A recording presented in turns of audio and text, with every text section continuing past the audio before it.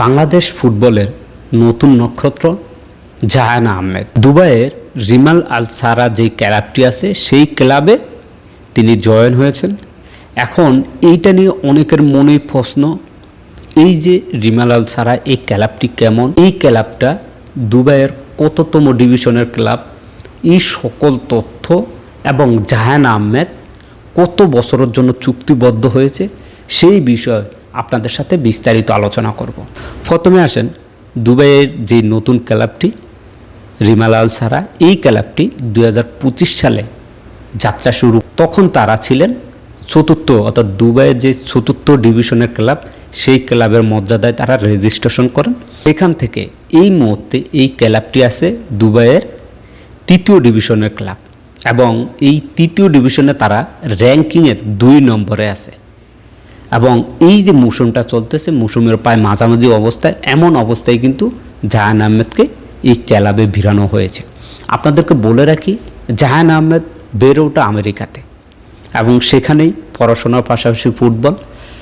তার বাবা সবচাইতে বলতে পারেন তার বাবাই হচ্ছে কোচ এবং তার বাবার সহযোগিতায় ইউরোপের কানাডার বেশ কিছু জায়গায় কিন্তু তিনি সিভি দিয়েছেন এবং বেশ কিছু ক্লাবে তিনি গিয়েছেন। সেখানে তার যে ভিডিও ফুটেজগুলো ছিল সেগুলো দেওয়া হয়েছে।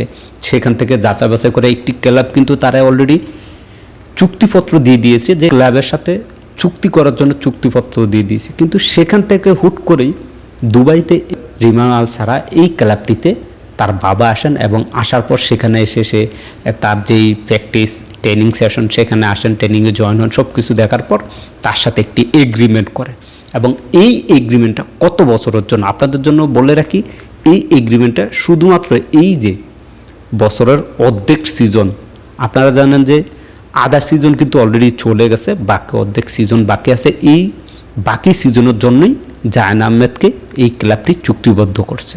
এই যে রিমাল আল সারা যে ক্লাবটি, তারা 4th ডিভিশনে তারা রেজিস্ট্রেশন করছিল। তখন তাদের সিজন শেষে তারা র্যাঙ্কিংয়ে 1 থেকে 2 নম্বরের মধ্যে ছিলেন, যার কারণে তারা 3rd ডিভিশনের র্যাঙ্ক হয়েছে এবং 3rd ডিভিশনে এই মুহূর্তে তারা কিন্তু র্যাঙ্কিংয়ে 2 নম্বরে আছে। এই 3rd ডিভিশনও তাদেরও সেম র্যাঙ্কিং। তারা যদি 1 থেকে 2 নম্বরে থাকতে পারে তাহলে আগামী বছর তারা 2nd ডিভিশনে উঠে যাবে। যখনই তারা 2nd ডিভিশনে উঠে যাবে সেখানেও তাদের সেই সিজনের যতগুলো ম্যাচ আছে ম্যাচগুলো খেলা শেষে যদি তারা র্যাঙ্কিংয়ের 1 থেকে 2 নম্বরে থাকে তাহলে তারা দুবাইয়ের যে 4 লিগ সেই লিগে দলটি উঠে যাওয়ার সম্ভাবনা আছে। দলটি কিন্তু 2025 সালে রেজিস্ট্রেশন হয়েছে, 4th ডিভিশন থেকে 3rd ডিভিশনে চলে আসছে।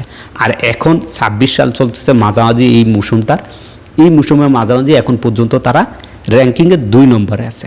একটু চিন্তা করেন, যদি এই র্যাঙ্কিংয়ে 2 নম্বরে থাকে বা 1 নম্বরে চলে আসে সিজন শেষে, তারা কিন্তু 2nd ডিভিশনে চলে আসবে। এরপর 2nd ডিভিশন থেকে হয়তো বা তারা 4 লিগও চলে আসতে পারে। এবার আসেন, জাহান আহমেদ হঠাৎ করে মধ্যপ্রাচ্যে কেন চলে আসলো? আপনি যদি লক্ষ্য করেন, নেইমার, রোনালদো, তারপরে করিম বেনজেমা, আরও অনেকেই আছেন যারা এই মুহূর্তে সৌদি 4 লিগে কাঁপাচ্ছে। আর মধ্যপ্রাচ্যের প্রত্যেকটা ক্লাব তারা চাচ্ছে যে বিশ্বের যত পপুলার খেলোয়াড় আছে, নাম করা খেলোয়াড় আছে, তাদেরকে সৌদি 4 লিগে ভিড়াচ্ছে। আর জাহান আহমেদ এই দুবাইতে আসার মূল কারণে এটাই হবে।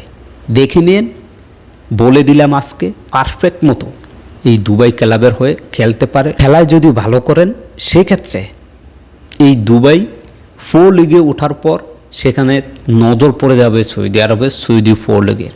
তাহলে এখানেও যে কোনো নামি দামি ক্লাবে জয়েন হতে পারবে খুব সহজেই। তাহলে কি সিজন শেষ হলে কি জাহান আহমেদকে বাদ দেওয়া হবে?